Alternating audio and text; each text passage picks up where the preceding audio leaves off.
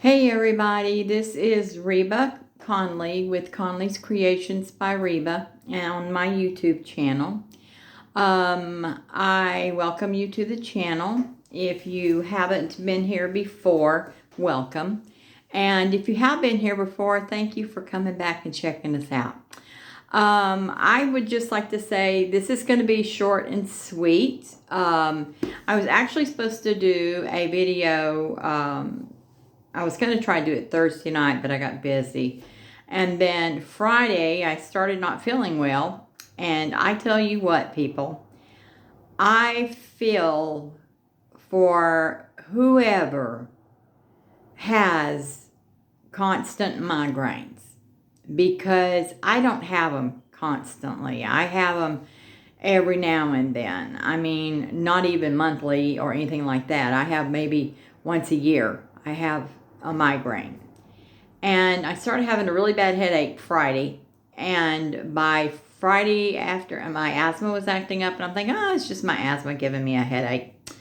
And by Friday night, I was in the bed like at 5 o'clock and all snuggled up, and I could not raise my head off the pillows. I mean, I was hurting that bad. And so I have had a migraine since Friday and starting to feel a little bit better. I'm able to do things around the house today. So I said, well, I'm going to do a short and sweet video. It won't be any painting tonight, but the next one I do will be. And it's going to probably be Wednesday or Thursday before I can get to it because I got appointments all day tomorrow. But anyway, God bless y'all's hearts that has to put up with migraines because I just don't see how you can do it so often. I have a friend, Brianna, I'm praying for you, darling, because I know that you have them constantly, and God bless your heart. And so what we're going to do tonight is I'm going to go over some things about mixing the paints and things like that, and what cell formation that I know. As much as I know, I'm going to pass on to you guys because, like I said, I'm not an expert. I've learned off of YouTube as well.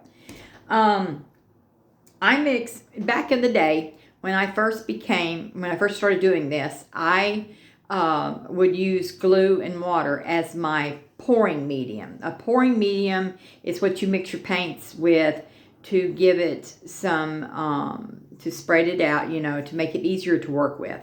And I would use glue and water because it's cheap. And then I started seeing these people talk about cells, and I'm like, okay, it's got to be those little bubbles that's in the painting when you do it. And sure enough, that's what it was. So a cell formation, when you pour your paints, and sometimes you have to have a cell activator and sometimes you don't. For my cell activator, that's when I was using silicone drops. And I don't ever want to use silicone drops again. It just causes more work because, like I said, I like to resin my paints. Now, if you're not resining your paints and you're just, using spray varnish or leaving them the way they are, use the silicone. Make those beautiful cells. But if you're wanting to resin, silicone and resin just do not mix, and you have a whole bunch of cleaning to do. So this right here, let me see if I can get it up for you guys. These little bubbles right here, that's cells. This is the one we did a couple of weeks ago. And I just got it resined the other day. Isn't that gorgeous, y'all? I did not think this one was going to turn out that great. But look at the close-up of them. That's cells. And lacing is this right here. Lacing is on the corner. And it looks like a spider web. That's what the lacing is called. And, oh, there's some good ones right there, too. Let's see if we can get on this side. Yeah. So, see, and I really love it when it's cells inside cells, which is like this right here. You got cells inside cells. And I'm going to try to be a little bit slower. One of my friends says, slow down.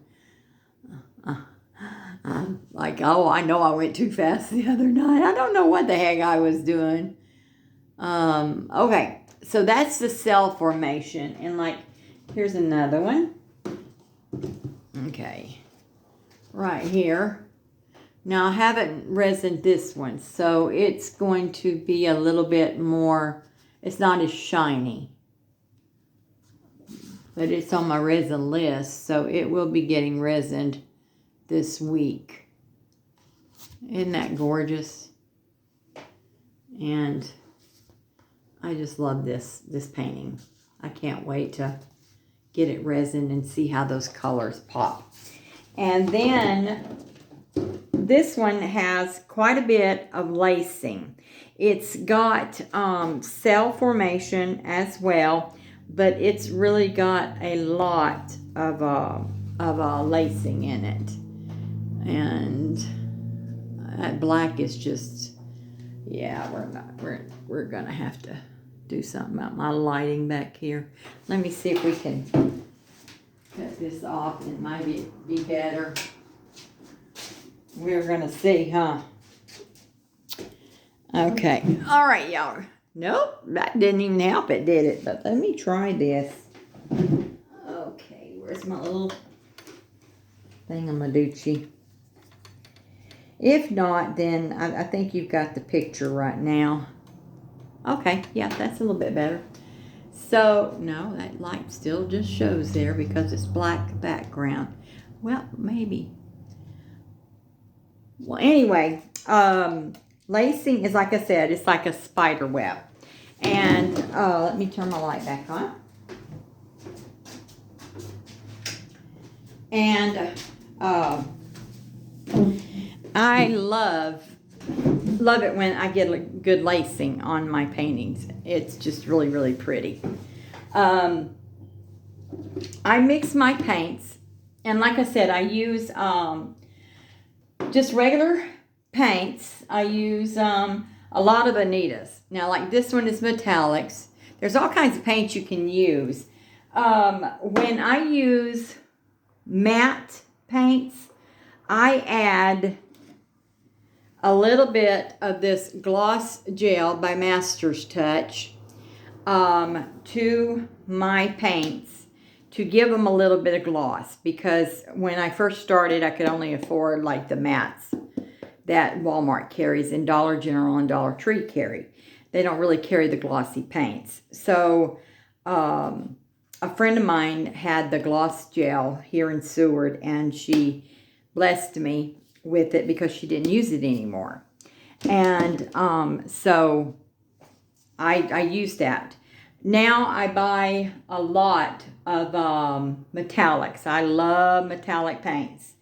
And a lot of these folk art color shifts, they are just awesome as well. Another thing about the pouring mediums is when I mix my paints, I love Floetrol. I told y'all, I think in video 1 or 2 or somewhere along that line, about the Floetrol. I love Floetrol. And finally, I found Floetrol at Menards in the gallons. So I will start buying gallon size. You use 1-to-1. 1 part Floetrol, 1 part paint when you mix them. But if you want a lot of cells, which I like the cell formations, if you want a lot of cells, you can make a cell activator out of either color. I usually make my cell activator either out of black or white. And that's usually the last paint that I put down on my pouring. And and then I use 2 parts Floetrol to 1 part paint, because that's going to be a cell activator. But even when I was using glue and water, I still had cells. So like I said, it's up to you and how much you want to spend and all that kind of good stuff. Now Liquitex, this expensive one that I was telling you guys about, it makes some pretty cells as well. But just like I said, I can't really afford Liquitex because because it's really expensive. It probably wouldn't be in the gallon. I mean, we'd probably be better off buying the larger sizes, but I'm not up to that amount of money yet. So that, I mean, I just don't feel comfortable spending that amount of money on a bottle. But there's also things that can help. I wanted to see another pouring medium that what this one would do, and it's called the Frost Effect. And there's all kinds of things to play with. And Hobby Lobby had this on sale and they were half price. So I only spent $4 for this bottle. It's usually $7.99. And I spent $4. And then I got this little bottle of Liquitex Iridescent Medium Pouring Medium. And it was also on sale the same day these were. And I tell you what, that iridescent really, really puts out some pretty colors. But my favorite is Floetrol. I am a firm believer in Floetrol. And there's not as much, like I said, you don't have to, you know, when you get ready to resin, you just wipe your painting down and you resin. And instead of, but with silicone, you have to get it prepared for resining. I mean, a lot of preparation. You have to make sure that you use, you know, a nice soapy Dawn rag with it, and then rinse it off, and then use some Windex, and then rinse it off. And then, and I'm just talking about with a cloth, not underwater or anything like that. And then you might have to, you know, depends on how much silicone you use. You might have to use some cornstarch or powder on top of it, and then use a makeup brush to dust it off with. And I thought I had one up here, but I guess I didn't bring it in with me. Another question that was brought to my attention was, what does it mean torching? Well, you can either torch or use a heat gun, because when you paint, you're going to have some air bubbles. I've seen some painters on YouTube that will just take the time and poke them with a toothpick or a stick or something other. And it's much easier just taking a regular little butane lighter. This was like, I think, $5 at Dollar General. And it's cute in that face. Look at there. Look at there. Isn't that just cute? I just love that. I love the skeleton faces. Anyway, and you know, you just torch your painting to get your air bubbles out. On resin, I use a heat gun. And they're like $20 at Walmart. And you can get some cheaper, I think, at Menards or something like that. You can use a heat gun. Just don't get too close. You know, stay quite above it, just to get your air bubbles out. And otherwise, if you don't get your air bubbles out of that resin, oh my goodness, y'all, let me tell you, you got some extra work. I've had to sand down and re-resin so many times, it's not even funny. Because I'm just about halfway blind and can't see all the air bubbles. But it's okay. It's fun. And I take my little sander in here and I just sand it down a little bit, and it's make a mess. And I like making messes. So other than that,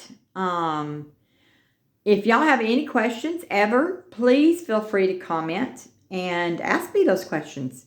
And I hope that you visit my page more often. And if you're new to my channel, please hit that subscribe button and that little bell that goes ding, ding, ding. And I hope everybody's doing good this week and has a better week than you did last week. I hope the days keep getting better for you. And y'all keep me in your prayers too, that this migraine will completely go away within the next 24 hours, because I got too much to do to let this dead thing get me down.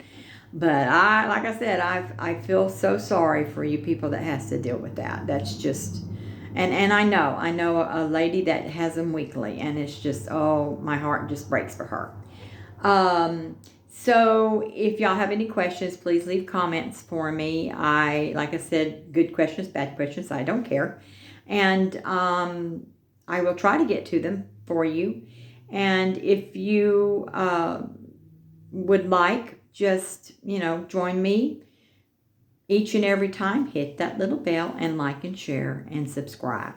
Okay, y'all have a good night. Stay well. Be kind. Be blessed. And y'all have a good day.